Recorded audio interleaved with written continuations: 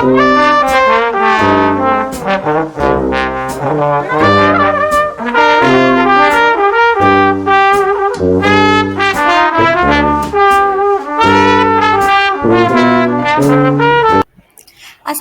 warahmatullahi wabarakatuh. Welcome to my channel Heni Setiani.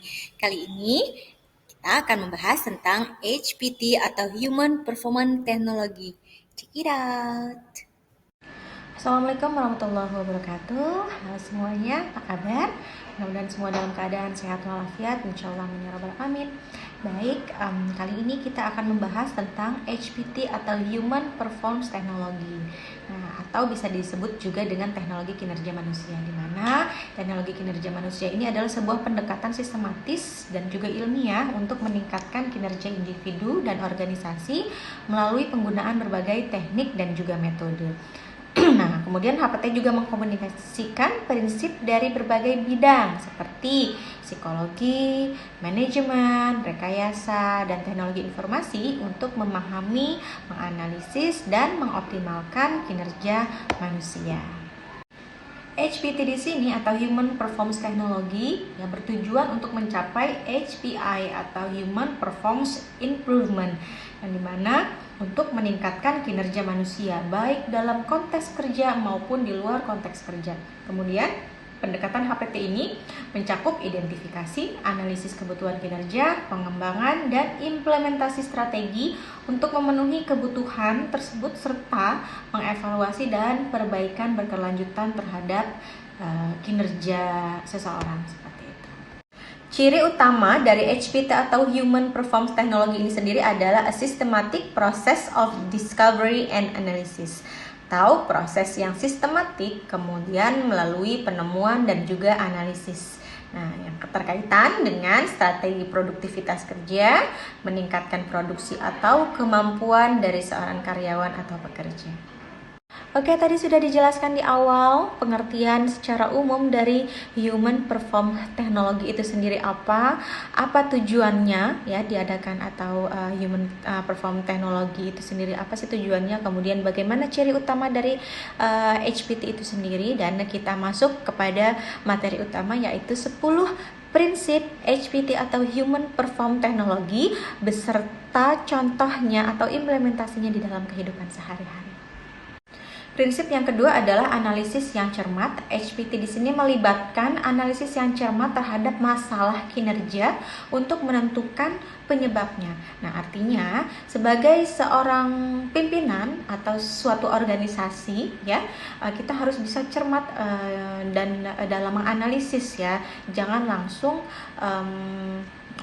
Prinsip yang ketiga adalah perhatian pada sistem. HPT di sini menganggap kinerja seseorang itu bagian dari sistem yang lebih besar dan mempertimbangkan faktor-faktor seperti peralatan, prosedur, dan juga lingkungan kerja. Contohnya misalkan di dalam perguruan tinggi, apabila peralatannya tidak menunjang atau kurang menunjang, atau juga mungkin misalkan tidak berfungsi dengan baik, itu pasti akan mempengaruhi proses perkuliahan ataupun juga penelitian gitu di dalam suatu perguruan tinggi. Kemudian untuk dari sisi prosedurnya, apabila prosedurnya ya tidak efisien dalam misalkan dalam pengelolaan ya, baik itu administrasi dan lain-lain, juga itu bisa menghambat juga kemudian dari lingkungan kerja. Apabila lingkungan kerjanya itu tidak kondusif ya, tidak mendukung, itu pun akan mempengaruhi atau menghambat produktivitas dan juga kesejahteraan.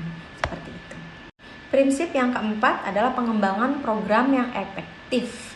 HPT di sini menerapkan program dan pelatihan juga pengembangan yang efektif untuk meningkatkan kinerja.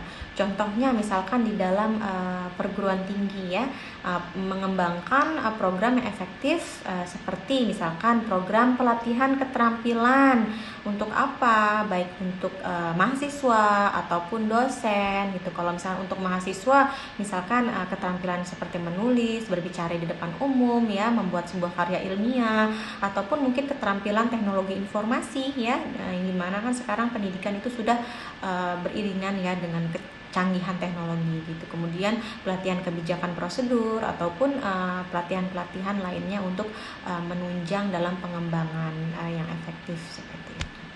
Prinsip yang kelima adalah dukungan manajemen, di mana HPT memastikan dukungan dari manajemen dalam implementasi program dan peningkatan kinerja. Contohnya misalkan menentukan tujuan yang jelas. Manajemen perguruan tinggi ini harus dapat menetapkan tujuan yang jelas untuk program pelatihannya, mau seperti apa sih, sasarannya bagaimana gitu ya. Artinya semua pihak itu dapat memahami dan fokus juga pada tujuan. Kemudian yang kedua, mengalokasikan sumber daya yang memadai ya. Apa contohnya? Misalkan dananya, peralatannya, fasilitas pendukungnya itu harus memadai gitu ya, agar keberlangsungan dapat terlaksana gitu. Kemudian mendorong partisipasi. Nah, manajemen perguruan tinggi ini harus dapat mendorong partisipasi semua pihak ya. Siapa saja ya, mahasiswanya, dosennya, staf akademiknya gitu, dalam atau untuk mengikuti program pelatihan dan pengembangan. Prinsip yang keenam adalah perubahan yang berkelanjutan. Nah, perubahan yang berkelanjutan contohnya di dalam perguruan tinggi itu dapat terlihat pada peningkatan atau meningkatnya kualitas pendidikan, peningkatan kualitas penelitian, dan peningkatan kualitas pelayanan kepada mahasiswa, dan juga peningkatan kesejahteraan baik untuk dosen ataupun staf, serta peningkatan keterlibatan dan partisipasi masyarakat dan juga industri. Nah, semua ini membutuhkan upaya dan juga komitmen yang berkelanjutan dari HPT itu sendiri, dosen, staf, mahasiswa, dan pihak-pihak yang terkait lainnya. Prinsip yang ketujuh adalah pengukuran dan evaluasi kinerja, yang merupakan hal penting yang dilakukan oleh perguruan tinggi. Contohnya apa saja, seperti memastikan bahwa program yang diterapkan berhasil mencapai tujuan yang diinginkan. Contohnya adalah yang pertama seperti evaluasi kinerja dosen. Nah, ini dilakukan secara teratur untuk menilai kualitas pengajaran dan penelitian dosen, serta partisipasi dalam kegiatan akademik dan layanan pada masyarakat. Kemudian ada evaluasi kualitas pendidikan ya, melakukan evaluasi kualitas pendidikan untuk menilai efektivitas program akademik yang diselenggarakan, kemudian penilaian terhadap kurikulum, bagaimana metode pengajaran yang dilakukan, fasilitasnya, dan pengembangan kemampuan mahasiswa. Kemudian ada evaluasi kinerja mahasiswa, termasuk penilaian ya terhadap kemampuan akademik, partisipasi, dan keterlibatan dalam kegiatan ekstrakurikuler dan lainnya. Berikutnya adalah evaluasi layanan akademik seperti layanan pendapatan kerja, bantuan keuangan, dan lain-lain. Ada juga evaluasi efektivitas manajemen, di mana di perguruan tinggi ini bagaimana cara tata kelola perguruan tinggi, kinerja staf administrasi, dan juga dukungannya. Kemudian evaluasi kualitas penelitian. Nah, tentunya untuk mengevaluasi kualitas penelitian terhadap publikasinya, pengakuan internasional, dan bagaimana dampak penelitian terhadap masyarakat.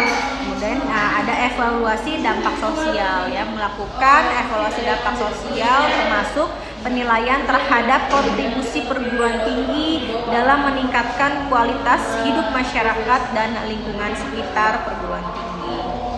Prinsip yang ke-8 adalah peningkatan kinerja secara berkelanjutan, di mana salah satu prinsip dasar dari pendekatan HPT ini sendiri. Nah, contoh di perguruan tingginya, misalkan dalam program pelatihan dan pengembangan itu diterapkan secara berkelanjutan di perguruan tinggi, seperti pelatihan pengajaran, keahlian teknis, kemudian pelatihan kepemimpinan, program pengembangan profesional, kemudian ada program pengembangan karir, dan lain-lain. Prinsip yang ke-9 adalah penerapan teknologi yang tepat, di mana penerapan teknologi yang tepat ini sendiri ya, kalau di perguruan tinggi itu dapat membantu meningkatkan efisiensi, meningkatkan kualitas pengajaran dan penelitian juga, serta memungkinkan perguruan tinggi untuk tetap kompetitif dan relevan di era digital seperti saat ini ya.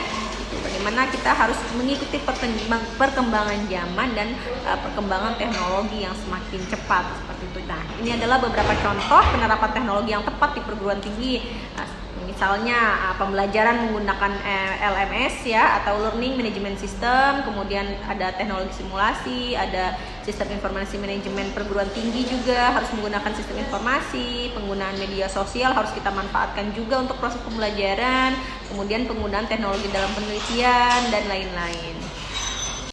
Dan prinsip yang terakhir, prinsip ke-10 adalah kolaborasi dan partisipasi, yang dimana HPT ini mendorong kolaborasi dan partisipasi antara karyawan, manajemen, dan departemen lain dalam mengembangkan program dan meningkatkan kinerja. Contohnya kalau di perguruan tinggi, misalkan yang pertama ada penetapan tujuan bersama. Nah, perguruan tinggi ini harus mengadakan pertemuan dan diskusi baik itu dari antar manajemen, fakultas, dan staf gitu ya, untuk menyatukan visi dan misi, suara yang sama ya untuk tujuan bersama. Kemudian komunikasinya yang terbuka, perguruan tinggi juga harus mendorong dan membuka ya selebar-lebarnya ya komunikasi satu arah dan transparan antar manajemen, fakultas, dan staf juga. Kemudian program pengembangan staf ya, perguruan tinggi juga harus menawarkan ya program-program pengembangan staf ya, untuk meningkatkan keterampilan dan juga kemampuan mereka. Kemudian membentuk komite fakultas. Perguruan tinggi ini diupayakan ya membentuk komite fakultas dengan tujuan untuk meningkatkan kolaborasi dan juga partisipasi dalam mengembangkan program dan meningkatkan kinerja masing-masing fakultas. Kemudian membentuk kelompok penelitian. Nah, perguruan tinggi juga membentuk kelompok penelitian antar fakultas dan juga mahasiswa ya, untuk mendorong partisipasi dalam penelitian dan pengembangan di bidang akademik. Oke, selesai sudah penjelasan tentang 10 prinsip HPT atau Human Performance Technology, dan beserta contohnya ya. Saya ambil contohnya itu di lingkungan perguruan tinggi karena memang kebetulan saya berprofesi dan bekerja di salah satu perguruan tinggi swasta. Mudah-mudahan apa yang disampaikan bermanfaat. Kurang lebihnya saya mohon maaf. Wabillahi taufik wal hidayah. Wassalamualaikum warahmatullahi wabarakatuh.